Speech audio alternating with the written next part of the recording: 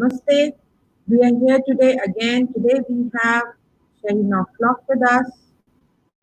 She is from beautiful city of Missouri, USA. Sherry Norfolk is an award-winning storyteller, an author, a teacher, teaching artist, performs and presents nationally and internationally. As a performing artist, she is a dynamic storyteller, telling well-crafted and age-appropriate folk tales from around the world. She is the co-author with Linford of Storytelling Strategies for Reaching and Teaching Children with Special Needs, and with Jane Stenson of the Storytelling Classroom series, four books that explore rigorous standard-based storytelling strategies for learning across the curriculum. As a Kennedy-centered national teaching artist, Wolf Cap teaching artist, and young audience teaching artist, Sherry is recognized leader in art integration. Let's welcome Sherry Nofla.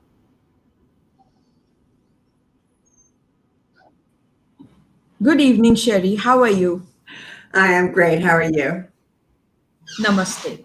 Mm. Great. So the children have started pouring in. We have got around five, six of them. Good response today. We've got Tavisha Gupta, we've got Yash Bhanushali, we have got Arihan Tyagi, we have got Sadhvi Goyal, we have got Vartika Gupta, and this is Avni Sharma. Then we have Arshdeep Singh and Jashandeep Kaur. Good. And Manat Malgotra. Lots of kids have logged in. So I guess we can start without wasting time. Okay. We are late by almost 5 to 8 minutes. Okay. Yes. So, So I hand over the stage to you. Thank you. I hand over the stage to you. Okay. It's all yours. Thank you. Hi, everybody. Before we start, I want to make sure that you have a piece of paper and something to write with. And if you have that, I'd like you to divide your paper like this. Thirds, and then a little section at the bottom. So we're going to do that first. Hold it straight for you. Whee. All right. While you're doing that, I want to tell you about the story I'm going to tell you today. It's about a guy named Jack. Now, in Great Britain, in Ireland, in Scotland, and in the Appalachian Mountains of the United States, we tell hundreds of stories about Jack.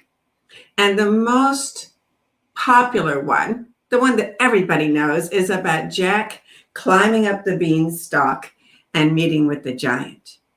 But that's not the only story about Jack. There really are hundreds of stories about Jack. There's a whole book called The Jack Tales, and even it doesn't have all the stories. But the one I want to tell you today is in that book. It's called Jack and the King's New Ground. Now, you'll find out in the story what new ground means. Right? Once upon a time, there was a guy named Jack. Now, he lived with his mama way up at the top of a mountain. Now, they were real poor. They didn't have any money. They didn't have any food.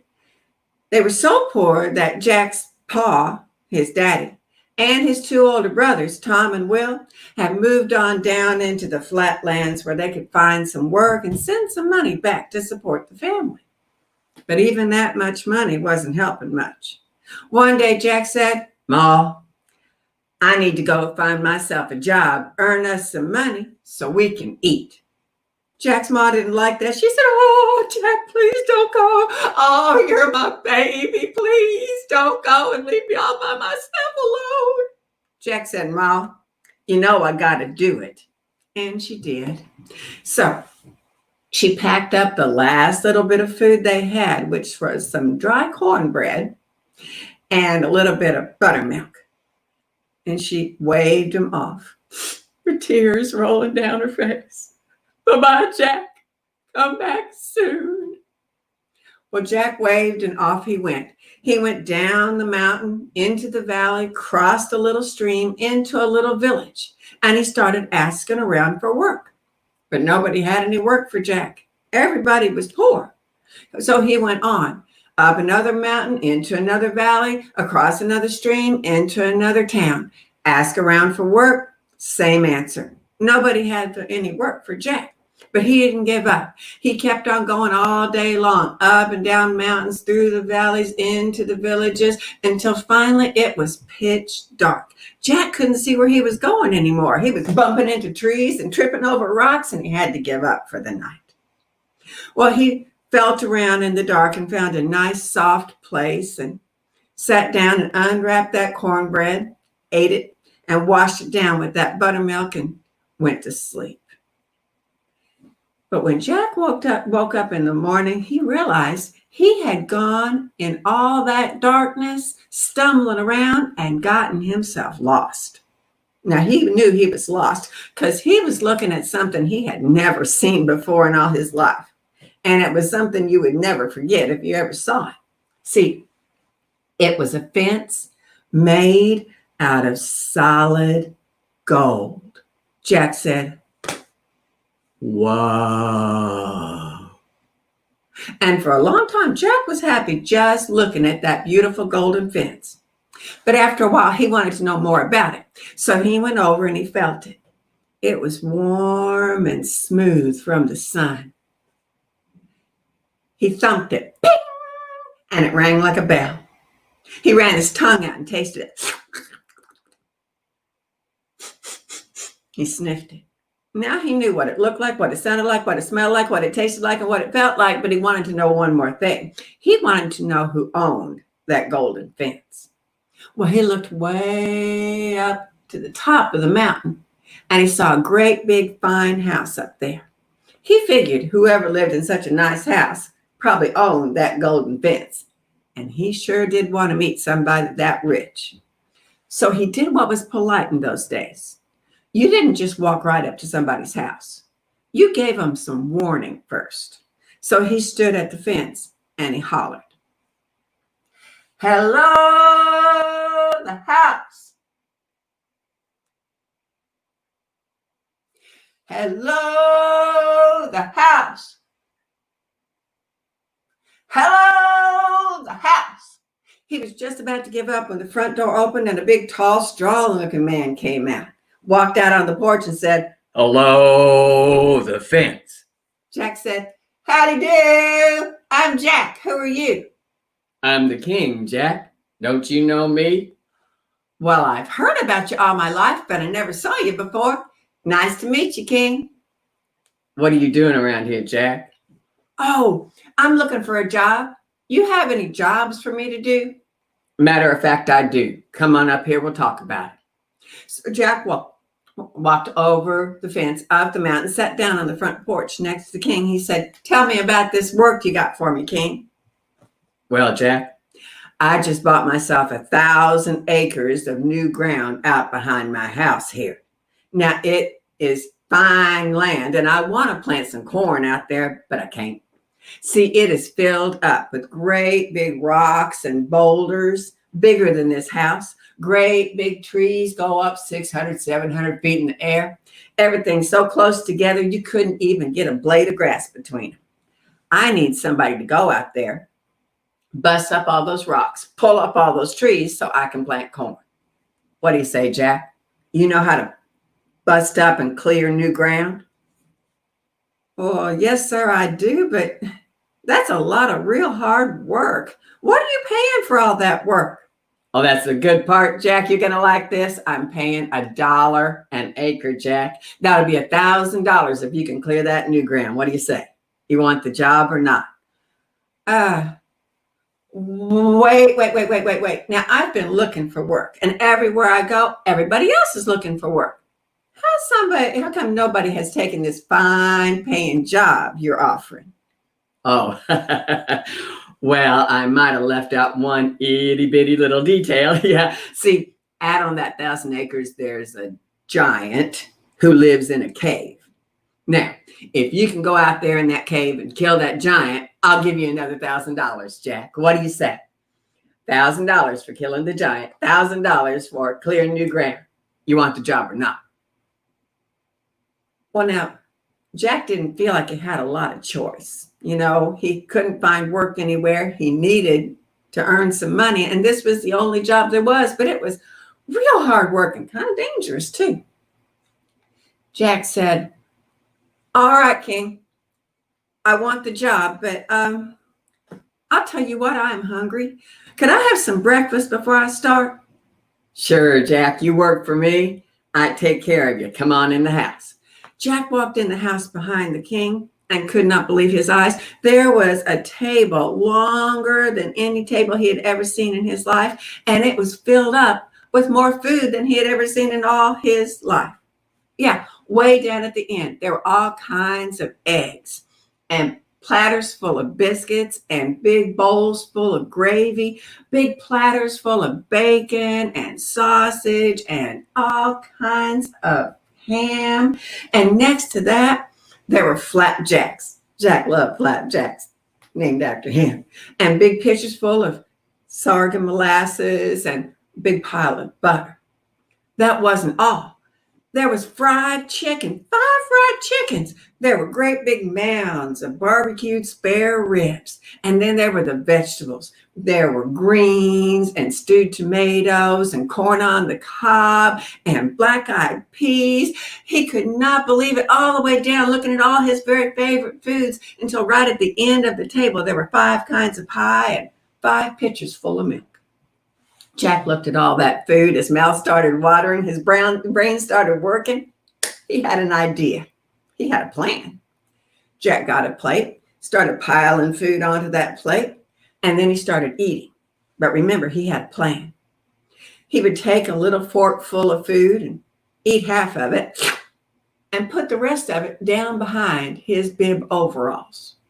And then he'd eat some more and put half of it down behind his bib overalls. He kept on eating like that until finally his stomach was nice and full and his overalls were kind of warm and squishy.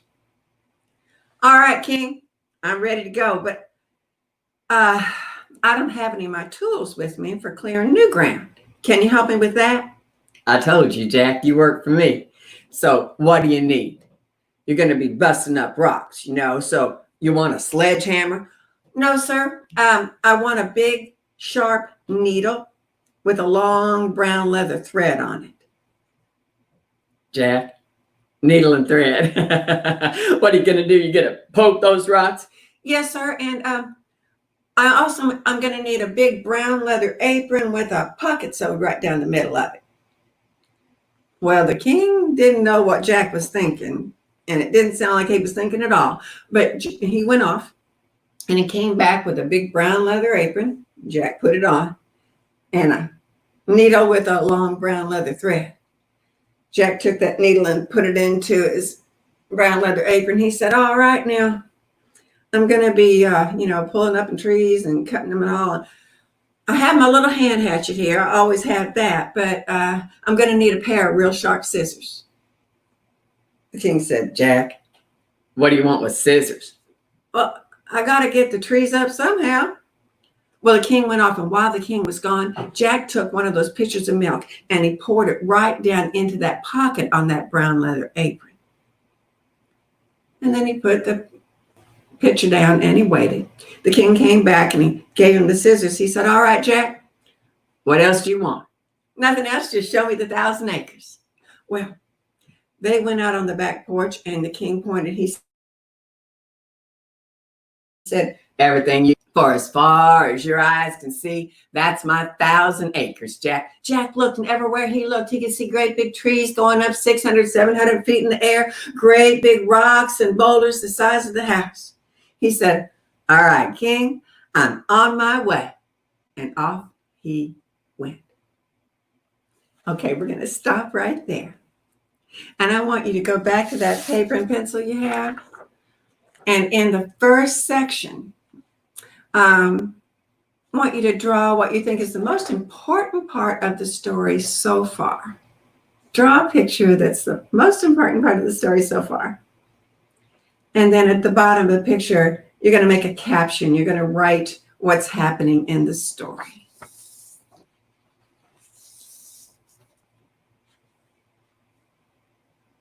We're not going to take a long time. You don't need to be a real artist here. Yes, you can draw anything, just you need to know what was the most important part of it. To you. It might be different to somebody else. You're not allowed to give hints. We've already told you the story. It's your story. So at this point, it's in your imagination. Whatever you draw is right. You can't be wrong at this. I'm going to give you 10 more seconds. Da, da, da, da, da, da, da, da, da, da, da, da. Da, da, da, da, da, da, da, ding! Okay.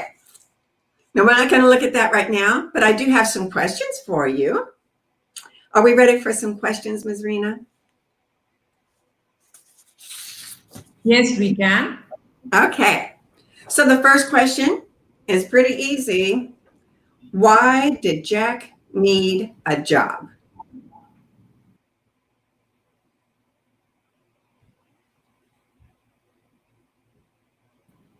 Why did Jack need a job? So are we putting this in chat? Is that what we're doing? Yeah. Okay.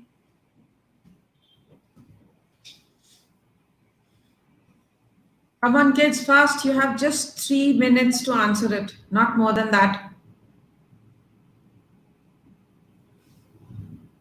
Yes, they are all running their horses. Let's see what they get out of it.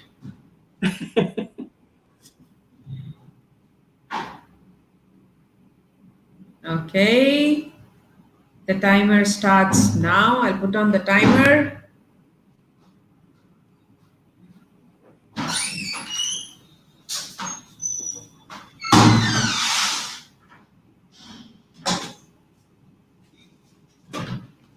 Here we go. 1, 2, 3, 4. Because, okay, Gitika says, because he was poor and did not have food to eat. Perfect. We have Kamaljeet who says, Jack, where is it gone? Yes, he needed money. That's right. And Rashmi Saxena, in fact, this is Dhruv Saxena. He says, because his family was very poor. You guys are good listeners. Then we have Yuvraj. He says, because, where is it? Where is Yuvraj? Jack needed a job for money as he was very poor. Great listeners. Are you ready for another question? Mayur has a wonderful answer. You can go through it.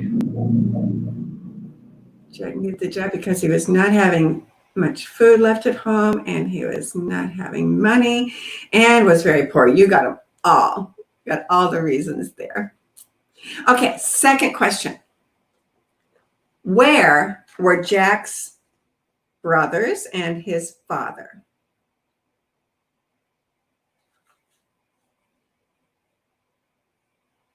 Where were Jack's father and his brothers? I have a surprise for you. Sherry, I have a surprise for you. You do? Read the message.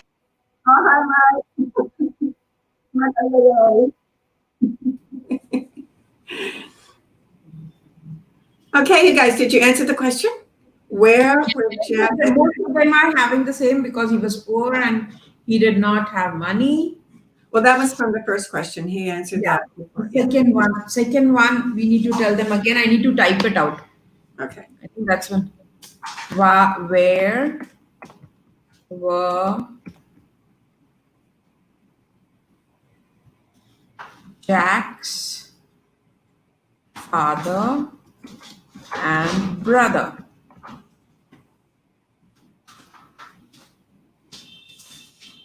Abhiraj says, because for the first, most of them are answering for the first one right now. Because he was very poor and he needed money. Okay. Good evening, Grandpa Mike. Thanks for watching us.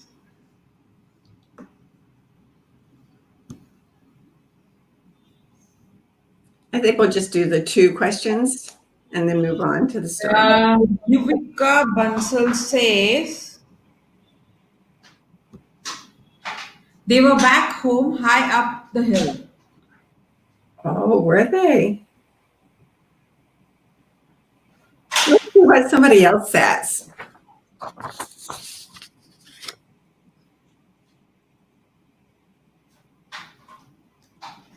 Okay.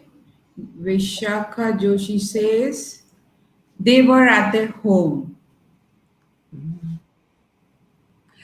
But remember, Jack's mother said, "Oh, don't leave me all by myself."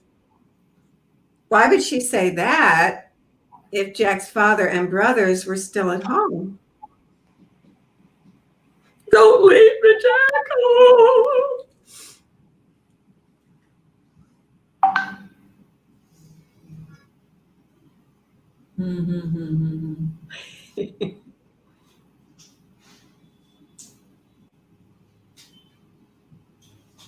I think we have a correct answer somewhere.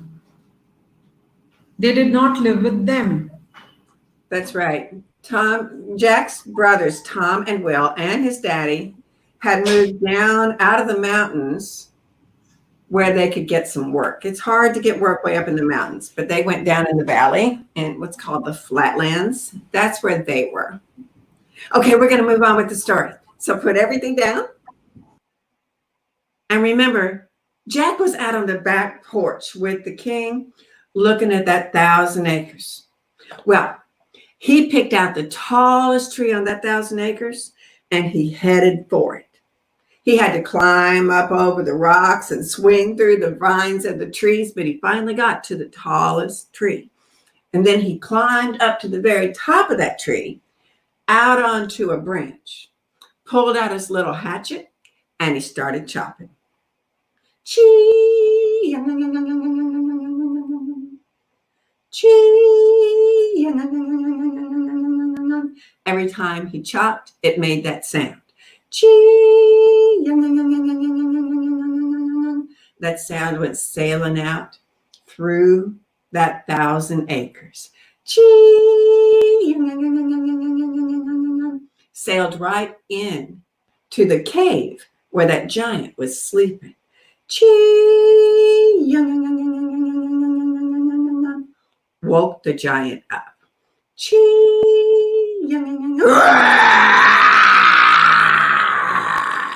What's making that noise? They woke me up.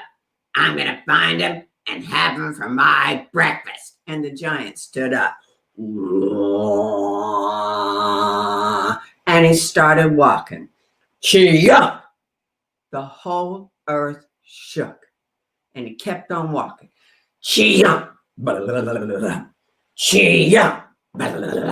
Jack heard all that noise and he felt all that shaking. In fact, the tree that Jack was sitting in was shaking, but he didn't stop chopping.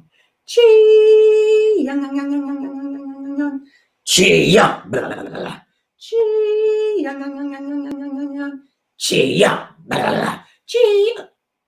Uh-oh. All of a sudden, Jack was looking straight into that giant's eyeballs because that giant was just as tall as that tree that Jack was sitting in. Jack said, "Howdy do. I'm Jack. Who are you?" "I'm the giant, and you woke me up. I'm going to have you for my breakfast." And he started reaching out for Jack. Wait. Okay, I understand. You're a giant, and you're hungry, and you eat people, and I'm a people. But listen, before you eat, wouldn't you like some entertainment? What's that? entertainment. Like John, like magic tricks. I do magic tricks. Okay, I could do a trick for you, and then you could eat me up. I like magic. What kind of magic tricks you got? Oh, I got this really good one where I take a rock and I squeeze the rock until the milk comes pouring out. Milk from a rock? Yes, sir. It's a magic trick, you know. You want to see it or not? Yeah, I want to see that, and then I'll eat you up. All right. I can't do the trick because I don't have any rocks up here in the tree with me. If you get me a rock, I can do that trick for you. I'll get you a rock. Giant went off and picked up a great big boulder and brought it back to Jack. Look at here. Here's a rock, and now you can do the trick. Well, no, sir, I can't see. That thing's way too big. I can't get my arms around it. Could you bust it down to size a little bit? All right. Bust it up right into dust. I can't get milk out of dust. Can you get me another one? Yeah. The giant went off, got another great big boulder. Can he do the trick? That's bigger than the last one. Bust it up. The giant kept going off, bringing back rocks, busting up into dust until there was nothing left except rock dust all over that 1,000 acres. Oh, man. You have messed up every single rock in this whole 1,000 acres. How am I supposed to do my trick? Now, all I needed was a little old bitty rock about that big around. See what you can find down there in all that mess you made. Well, the giant started combing around through all that dust, and while he was busy, Jack took that needle out, and he started poking holes in that pocket full of milk. And then he put the needle back, and he waited for the giant. The giant came back. Look here, I got you an itty bitty little rock, and now you can do the trick. Do it, do it, do it, do it. All right, okay. All right, now watch this. I'm going to take this rock, and I'm going to squeeze the rock until the milk comes out. Do it. Well, he took that rock, and he pretended to squeeze the rock. But what he was really doing was putting pressure on that pocket full of milk. And when he put pressure on it, that made the milk come squeezing out through all those holes he had poked. And it looked to the giant like the milk was coming out of the rock. Jack was going,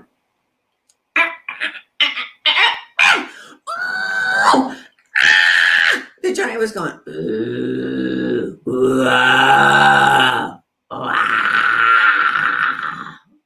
when Jack was finished, he said, all right, you do it. Johnny said, busted that one into dust. Oh, well, breakfast time. Wait. Okay, we're going to stop right there. And I want you to go back to that paper. And in the middle section, draw what you think is the most important thing that happened in this part of the story. And then put a caption down there about what you drew. Don't take long.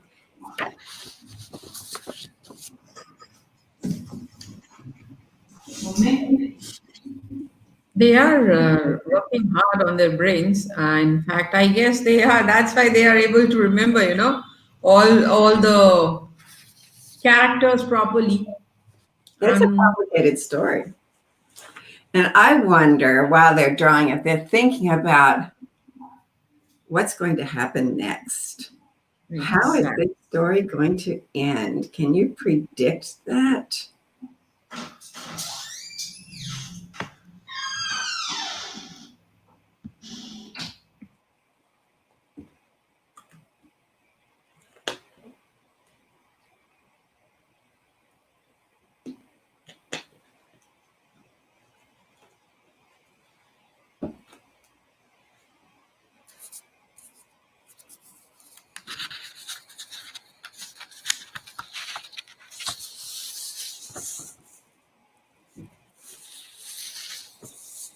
And put the question as, can you predict what will happen next? So don't waste time. You have 5 minutes. You need to answer them. You have to think about, Jack used the brown leather apron and the needle to get rid of all the rocks? Vartika says Jack is going to show another magic trick to the. What will the magic trick do? You're right about the magic trick. That was a very good prediction. What I do you think? I know the answer. I think I know the answer.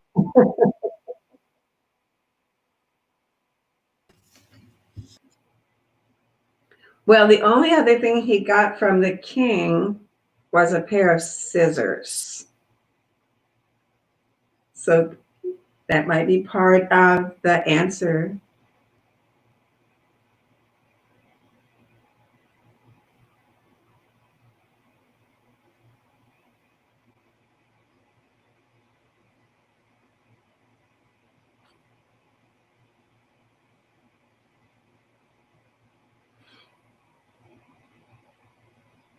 Says Jack is going to show another magic trick. Does anybody else have a prediction?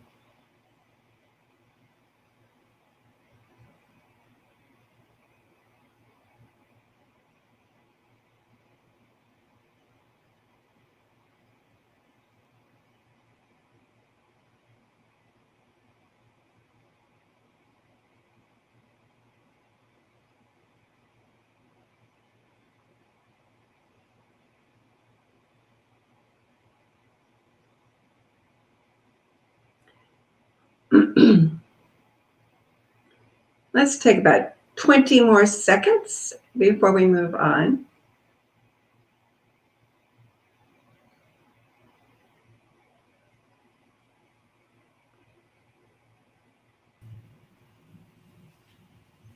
Yes, we have an answer from Astha. It is the story. It is a story about a singer and a mango. See you. This story is very good. Oh no, it's not that. It's something else. So Somebody says it must remind you of a story you already know that has those things in it and a trickster. Jack will confuse the giant. Yes. Karachi is somewhat near to show how food will come out from cutting the tree. That's a great prediction. I like that. You were really thinking. Very close to it. Very close to it. Oh, I wish I knew what Miss Rena is predicting. What do you predict is going to happen? If I predict, everybody will know the answer. Okay, should we move on? All right.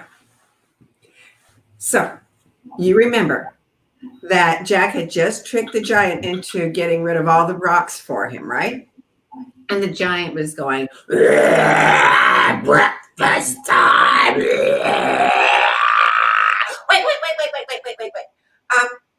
You don't think I did my very best trick already? I mean, I saved my best trick for last. What kind of trick you got? Oh, you're going to love this trick. See, I take something real sharp and I use it to poke myself in the throat right here. And then I rip myself open all the way down to my belly button and I let all my innards come squishing out and then I sew myself back up. You want to see that? Oh man, that sounds awesome. Do the trick, do it, do the trick, do it. Well, I would, except I don't have anything sharp to poke in my throat. If you could get something for me, I'll do the trick.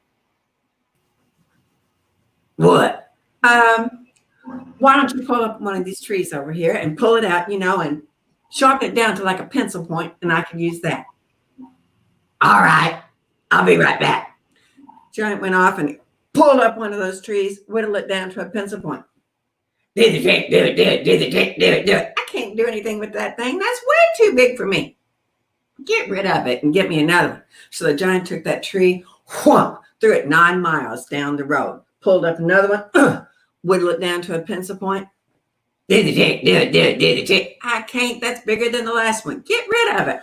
Whomp. Threw it 11 miles down the road. Kept on pulling up trees, whittle them down, throwing them down the road until the only tree left on that whole 1,000 acres was the one that Jack was sitting in. He said, "Aren't you ashamed of yourself? Look at this. You have ruined this whole 1,000 acres. There's not a tree or a rock left standing. It's just as naked as a baby's bottom. Now, saddest thing is I can't even do my trick, you know. Now, all I needed was a little old branch about this big. Why don't you see what you can find in this tree I'm sitting in? So Johnny started feeling around, measuring the branches, and while he was busy, Jack pulled out those scissors, and he used them to cut down through that brown leather apron and his bib overalls all the way down to his belly button. Then he held the edges closed, put the scissors away, stick, and oh, that is sharp. And I'm going to poke it in my throat right here, and I'm going to rip myself up and down to my belly button and let all my innards hang out. Do it. All right. Jack took that stick and he pretended to poke it in his throat. And then he started pulling it down. And as he did, he let the edges of his clothes start opening up. And when he did that, all that food that he had put down there, the stewed tomatoes and the greens and the chicken bones, everything started squishing out. And it looked to the giant like his innards were coming out. Jack was going, the giant was going,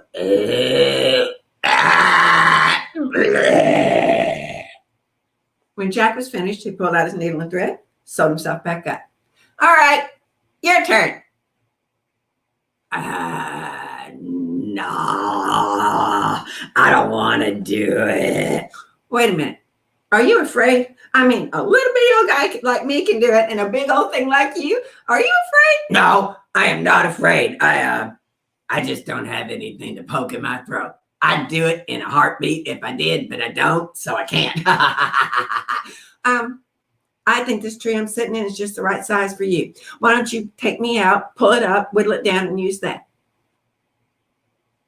Thanks. The giant took Jack and he put him down carefully on the ground, pulled up a tree, whittle it down. Do I have to? Are you afraid? Are you afraid? I'm not afraid of anything. Giant fell down dead. Jack went running back to the king's house, calling out, King, King, King, King, you owe me $1,000. The king came out on the back porch. He said, Jack, what are you doing back here so soon? No, wait, whoa. He looked out there and there was that whole 1,000 acres, just as naked as a baby's bottom.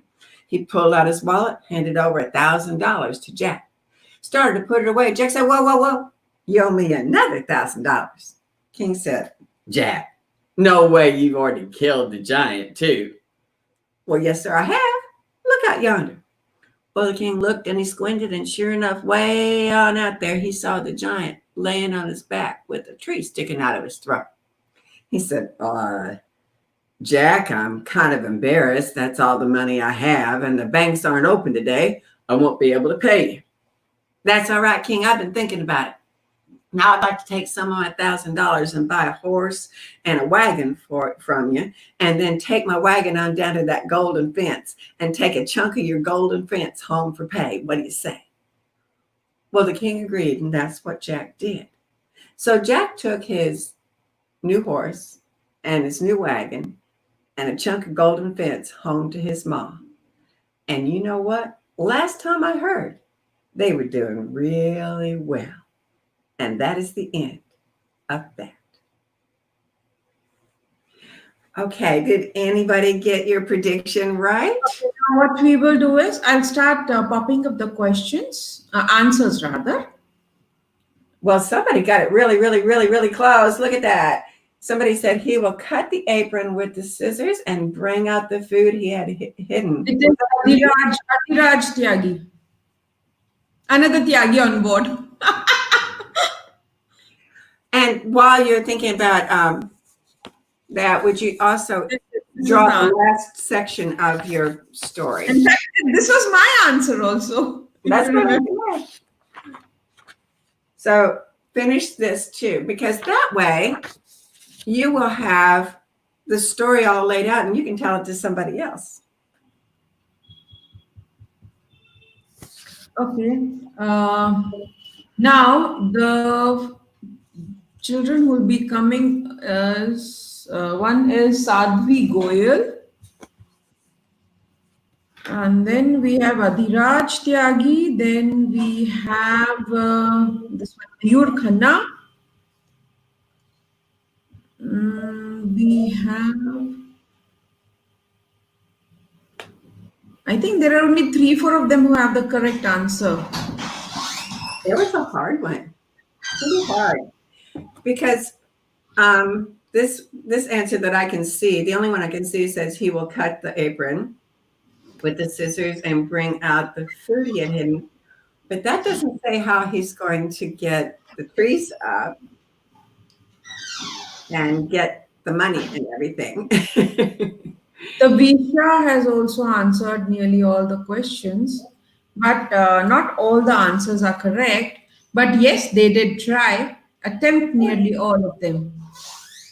Then we have, what's this girl's name?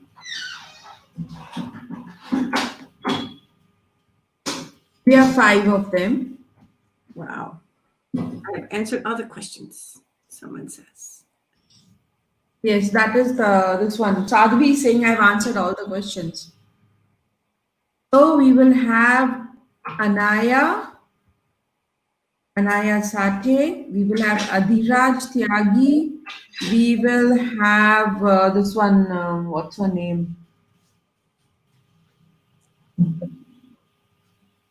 Neha. What's your daughter's name?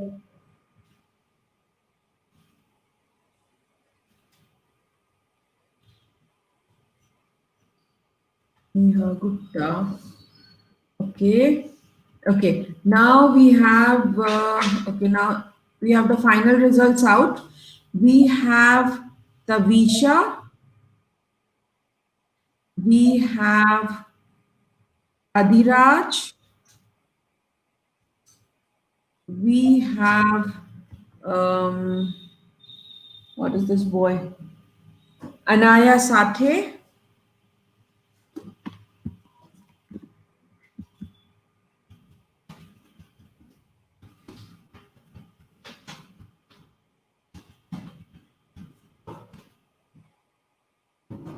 Sadhvi Goyal.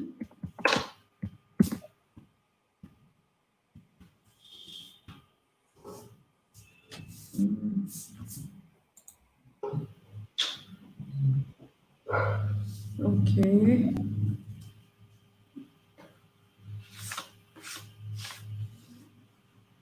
I think these four, three of them are very close.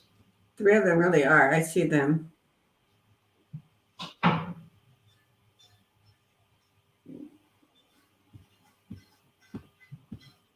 I am impressed. You have some very smart listeners over there. Because those were hard. I think that predicting what's going to happen in that story is really hard to do.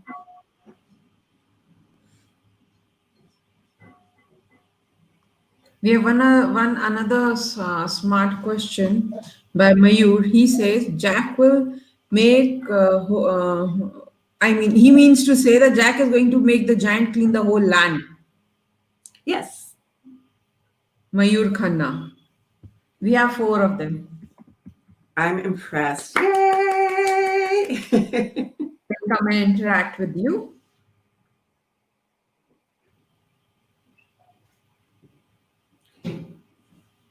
Now, one of the fun things to do. One more is Tavisha Gupta.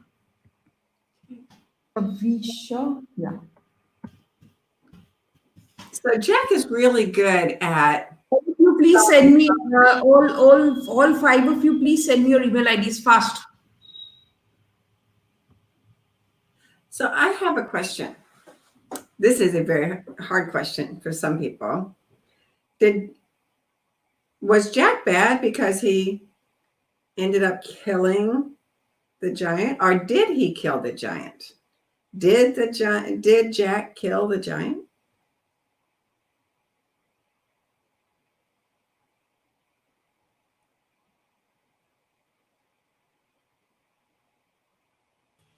Any answers? Do you think Jack killed the giant?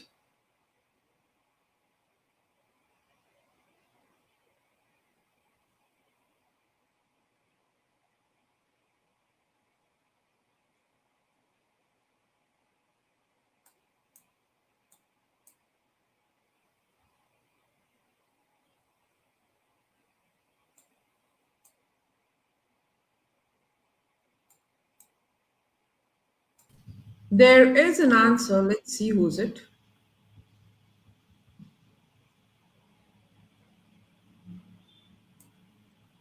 Gurpreet says Jack cut an apron and killed the giant. He cut the apron and killed the giant. No. That's what he was Yes. predicting, I think. Prachi says, Did he Prachi kill the giant? says, no, the giant killed himself as he was really very foolish. That's right. That That's is right. another.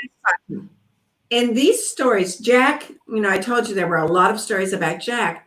He doesn't usually kill anybody or use violence of any kind, but he might trick a giant or a witch into harming themselves. But they do it out of greed or their own violence. He doesn't hurt them. Jack also doesn't have any magic.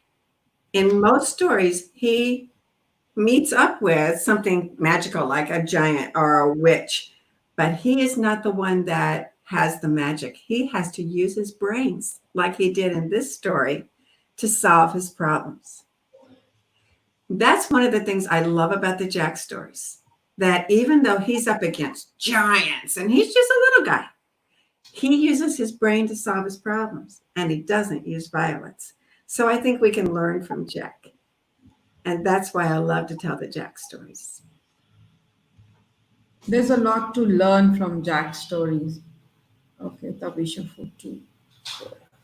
So everybody figured that out. Yes, the giant killed himself due to his foolishness. Jack did not kill the giant. He killed himself by damage. You're right. You guys are so, so smart. So here's something I like to do, and maybe you will too. Make up your own Jack story. There's kind of a pattern that you can follow because, like I said, there are hundreds of stories about Jack, and many of them follow this pattern. Jack needs a job for some reason. Maybe there's been a tornado and it wrecked his house, or maybe there's been a flood and wrecked his house, or he has a girlfriend and he wants to get married, but he needs money for some reason. He gets a job. What kind of job does he get? There's always some kind of obstacle, and it's usually magical, like a giant or a werewolf or a witch or a zombie. But he has to overcome the obstacle without using magic or violence. He has to trick them, use his brain somehow. And then at the end of the story, Jack is going to get some kind of reward. In our story today, he got the horse and the wagon and that chunk of golden fence. So in your story, how would Jack get rewarded? And when you do that, you have a brand new Jack story that's all your own. I am waiting for one more girl's email ID. I have sent the request to four of them. As soon as I get her ID, we'll log her in.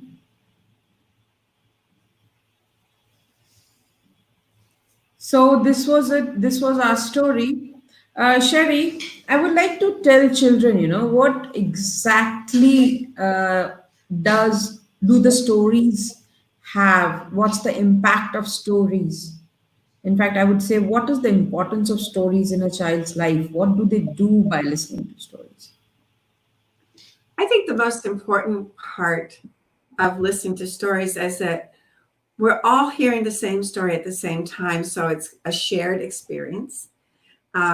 Even when we're separated by continents and by oceans, when we are sharing this experience together, it's an experience that only humans can share.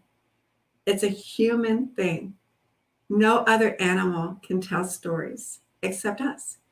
And we can hear these stories and then we can share them again and again. The story I just told you is probably at least 300 years old. And yet it's still being told today. And we can still keep on telling the story over and over. So it's part of our human experience. And we learn from the stories, not just about being human, but we learn how other people solve problems. You know, we may not ever meet a giant or a witch or an ogre, but we do have problems. We meet problems. And we can learn from Jack not to use violence, but to use our brains to solve our problems. When you're predicting what's going to happen, your brain is solving the problem. Your brain is doing everything it can to solve that problem. And so when you're listening to stories, that's a really good thing to be doing, to think, what's going to happen next? What's he going to do? Your brain is doing the work. It's practicing to solve those big problems when you meet them. So those are some of the things I think that are really, really important about stories. They make us human. They make us better humans, and they make us better members of our community, whether it's the community at our school, in our neighborhood, or in the world, like we're sharing today. Does that answer the question, Rena?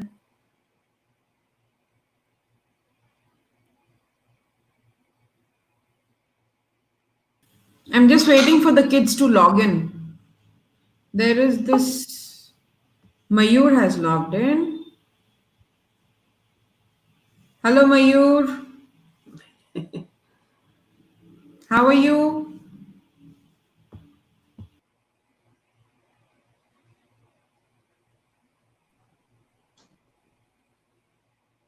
Fine. I'm fine. You answered all the questions? Yes, ma'am. I think they're kind of hard questions, especially predicting what's going to happen at the end. So you figured out that he was going to make the giant pull up the trees and kill himself? Yes, ma'am. Wow, I'm impressed.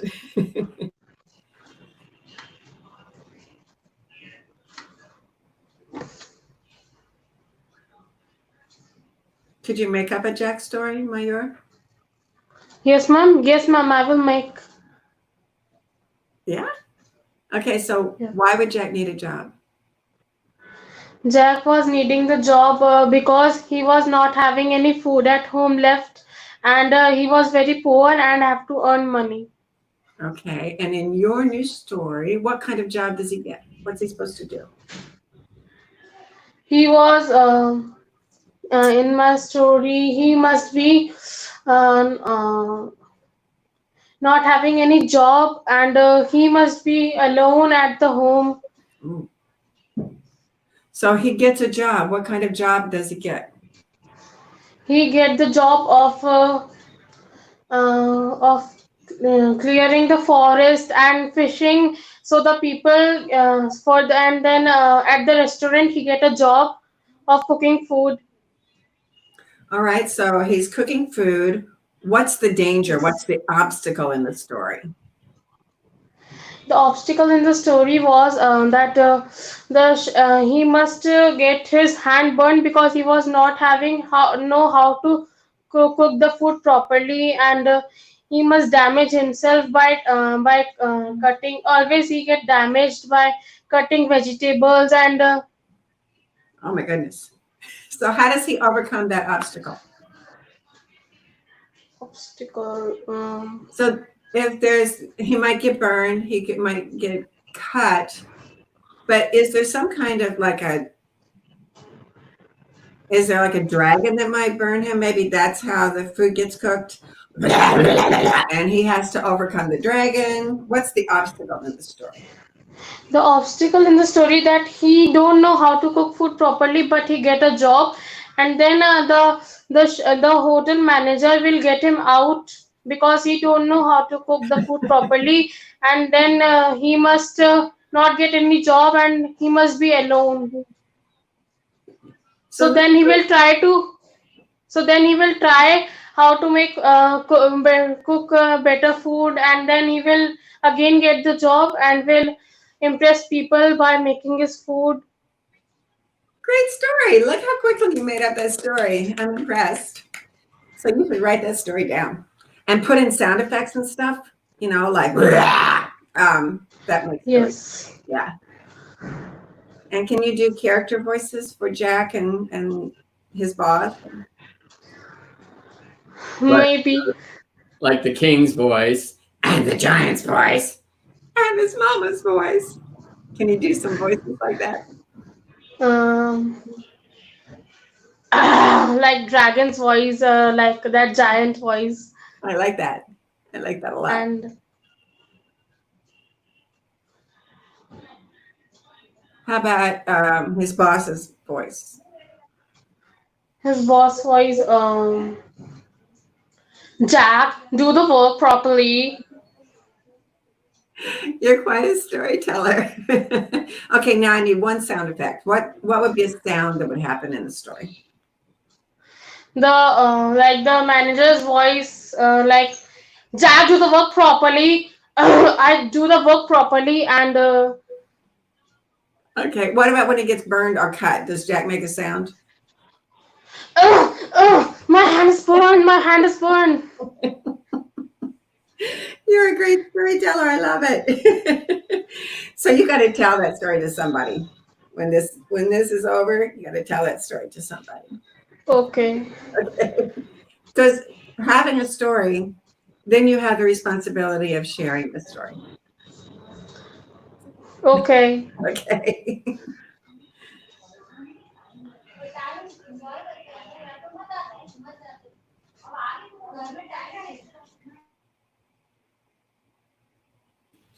I've been trying to get the kids on, but it's difficult to get them online. Well, I had a wonderful time with my Somebody's not able to speak, somebody's not able to log in. Well, did you hear your story that he made up? Yes. Yeah. Though I was out of the screen, but I was listening to him. Yeah. He made up a story. He's got character voices, sound effects, and he's going to tell it to somebody. Great. That is how kids learn, That's how kids learn. And that was our main motive as well. If you remember what we spoke about. Right. He did great. I'm impressed. So let's see. Yes, this one is coming in. What's her name? Sadhvi is trying to log in. People are saying, ma'am, I had answered all the answers. And then I have to tell them the answers need to be correct to come online. We cannot bring everybody online because we don't have that much space. It's so.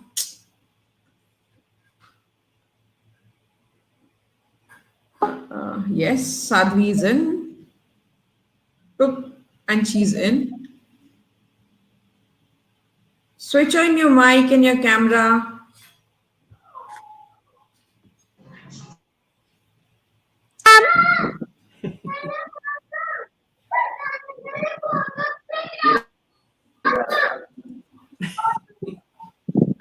Good evening. Sadhvi, we cannot hear you. You are muted. Unmute yourself. Yes. Good evening, ma'am. Good evening. We have another boy over here, Adhiraj. Adhiraj, we cannot see your face. Ma'am, I have a question for you. Okay. Ma'am, what kind of story books you have used to read? My favorite stories really are scary stories. I love to tell, and I love to tell scary stories. So I can do, things like the witch poked her stone finger in and pulled out the guy's liver and ate it. That's my favorite kind of story. Ma'am, why did you become a storyteller? Because I love books and I love kids, and the stories help the kids and the books come together.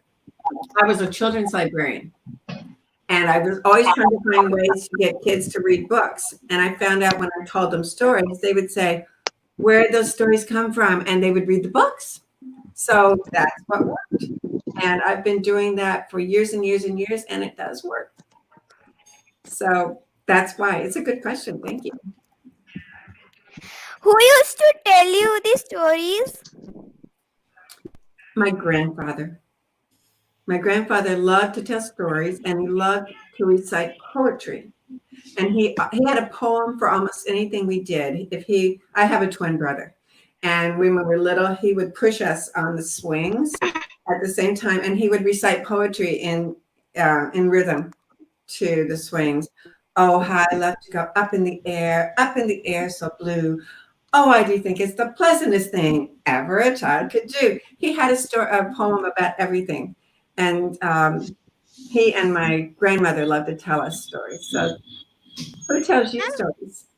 ma'am, what kind of storybooks should I read? Anything you like.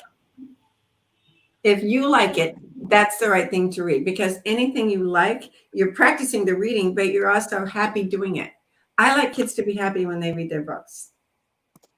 Okay, ma'am. It's about pleasure. Yeah. Ma'am, what are the other hobbies? Ma'am, what are the hobbies other than storytelling?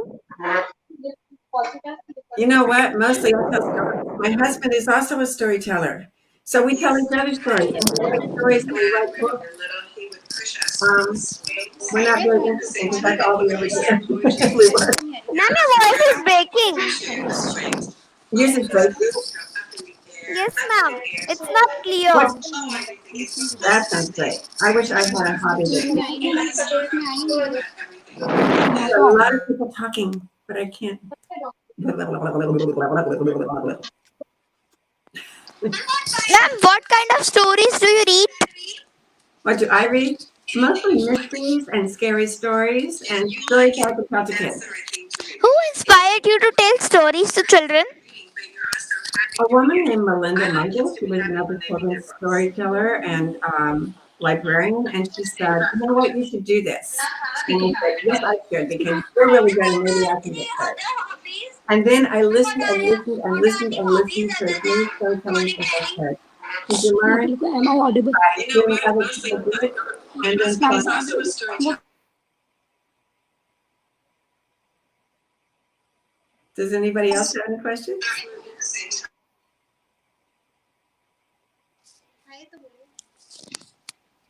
You have a question? Yes, I have a question. What are your other hobbies? You know, I wish I had some other hobbies. But we've been doing so much storytelling, and I write books. It's not exactly a hobby because I get paid for it, but I write books. One story that I wrote in a book is called Billy Brown and the Belly Button Monster. It's about a monster that takes out children's Ma'am, buttons and eats them. ma'am, which is the best story you like in the horror? Oh my goodness. See, whatever story I'm telling at that moment is the one I like the best. You have to, really love the story you're telling. If I were telling to little kids, you guys are big kids. If I were telling to little kids, my favorite story would be a very different story. So it's And always about, which is your best story? Which is your best story? okay, if you were 3 years old, my favorite story would be about Mr. Wiggle and Mr. Waggle. If you were 20 Ma'am, years your story is so wonderful. Yes, your story was really wonderful. Adhiraj, I unmute liked your yourself. story. I liked your story. thank you. I appreciate that. Unmute yourself.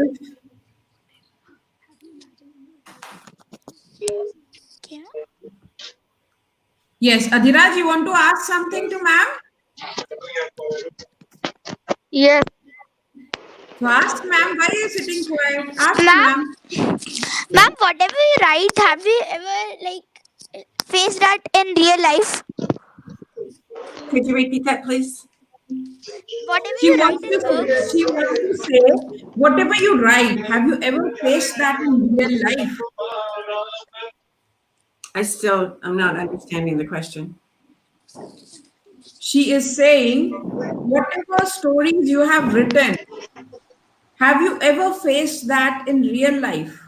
Oh, no. I never, I don't write realistic stories. I write stories about belly button monsters and stuff like that. And no, I've never seen a belly button monster. I also wrote a biography about a real man who faced Ma'am, which storybook did you like? my favorite one today. It's the Jack Tales. Yeah. What is your favorite book?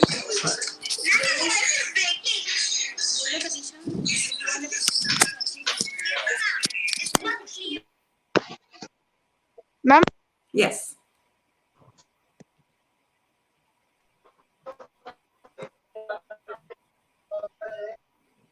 I think we're kind of losing people. The faces are leaving. Actually, I guess there is some signal problem somewhere. Yeah.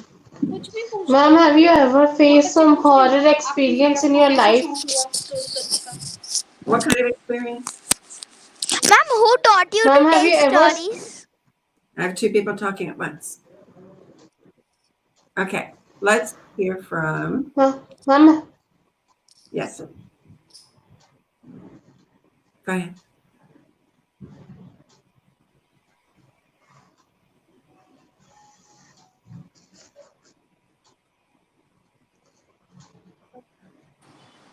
Excuse me, ma'am. Yes. If somebody is bored reading books, how ma'am, can have you they ever be faced interested some in reading books? Find books they like. And so if they're bored, one thing you can do is act out the story. Another thing you can do is make up new stories based on that one, or find one you like. And okay, so I did not understand it because we had two people talking at the same time. So, Ma'am, who taught you to tell stories ma'am, in have a you ever interesting manner? okay, Mayur, you go first. ma'am, have you ever faced some horror experience in your life? Oh yeah. You know what? I've had a very boring life. Yes. Oh. Okay. I'm on a plane, right? And I looked out the window, and there's smoke coming out of the propellers, and we all kind of went ew. And then we started seeing oil running out, and then it caught fire. We're up in the air, right? So we're flying along. There's fire coming out of the propellers, and the flight attendant came running up to the front of the plane, and she said, "Prepare for we're going down. Prepare for emergency." And we all went, ah! And so we waited to crash and die, but we didn't, obviously. The plane just kind of went around and around and around and came down right where we started out. But it was pretty scary there for a while. Ma'am, who taught you to tell stories? Um, by listening to other storytellers, that's how you learn to tell stories. So I listened to dozens and dozens of storytellers, and I tried it myself, and I found the way I wanted to tell stories because I like to do reflective voices. I want the characters to have their own voices, and I like to do sound effects and act it out. So, and other people like to just experience it. Ma'am, Yes, I love the way you tell the stories. thank you. I'm glad. So you should tell stories Ma'am, also your expressions. Also your expressions. like that. Yeah, I think it helps to be silly. Pardon?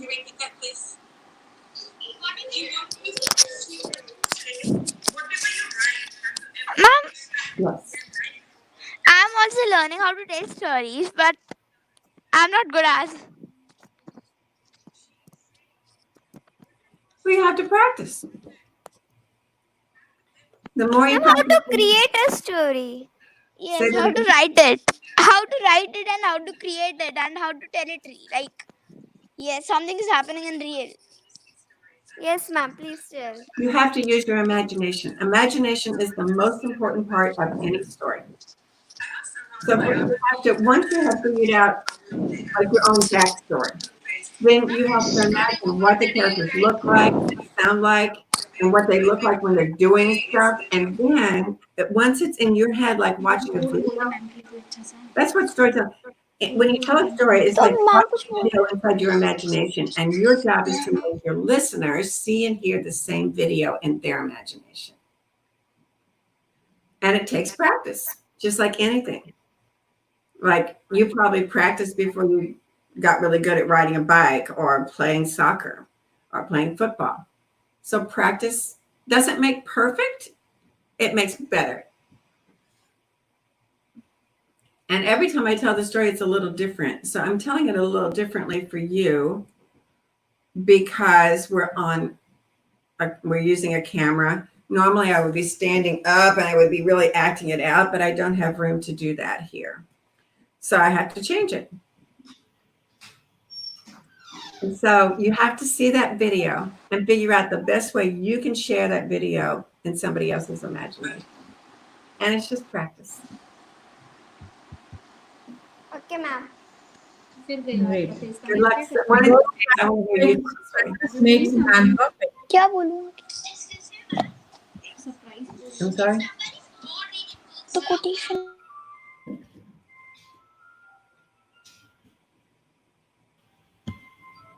Yes. So we have with us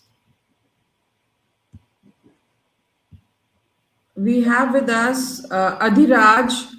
Sadhvi, where are you? Yes, unmute yourself, Sadhvi. Unmute Yes, ma'am. yourself, Adhiraj. Yes. You want to ask something to ma'am? You want to ask something from ma'am?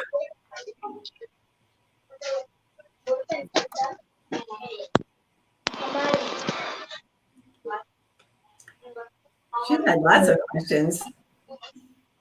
She is very curious. She's got lots of questions.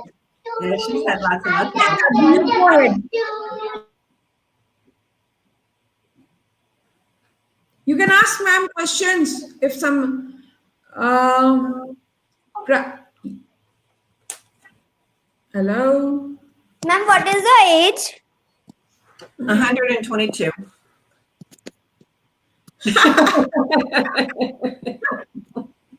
How old are you? Ma'am, 10 years. 19? 10. 10. I didn't think you were 19. You're 10. So, what are you in school right now? Is school? Do you go to school now? Or is No, it? ma'am. No, It is lockdown here. There is There is lockdown. lockdown in Delhi. So you're doing Delhi.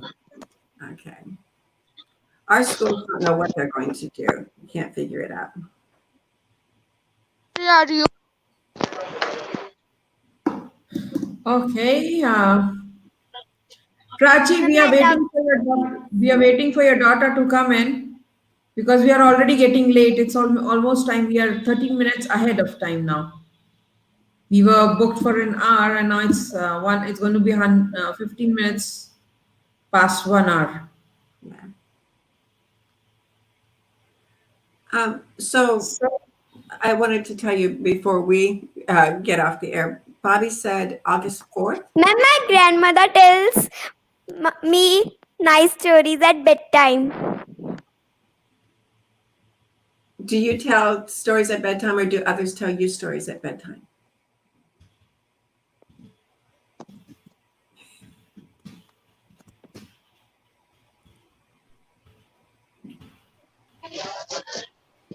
Ma'am. Yes, sir. You want to ask something to Ma'am, ma'am? I tell stories. No, I have a quotation for her. Okay. Great stories Okay. happen to those who can tell them. Nice. I like that quotation. Did you make that up? Yes. Very, very good. I like it. I'm going to write that down. Stories happen to those. Ma'am, Yes. Yes, Adhiraj, what do you want to ask?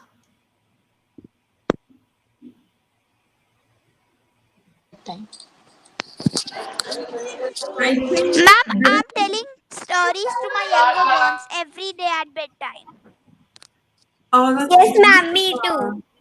That is wonderful. which class are you in, Tavisha? Fifth class. Great. That is Um, I think she's not able to log in. I guess there is an issue somewhere. Oh, she can't log in. I think we are going to end up our session here today because Prachi is not able to log in. And so tomorrow, let's see what happens. Because actually, what the problem? Okay, kids, bye bye. Take care. Bye, ma'am. Bye Bye bye, ma'am. bye, Bye, bye. ma'am. ma'am. Bye Great bye. listening. Bye. Go tell stories. Bye, ma'am. Bye bye. Ma'am, Bye, she's my baby. younger sister. Bye, ma'am. Go tell her some stories. Bye. I told this story to her. That's great. Good, good, I'm so good. happy. Bye, ma'am. Bye bye. Bye, baby. Take care. So here we end our session today. We will be back tomorrow with Hema Subramaniam. She's going to entertain you. I will be sending all the details very soon. Thank you so much. Bye bye. Take care. Namaste. Namaste. So here we end our session. It was good to have you all here. Hope to see you there tomorrow. Bye bye and good night. Namaste.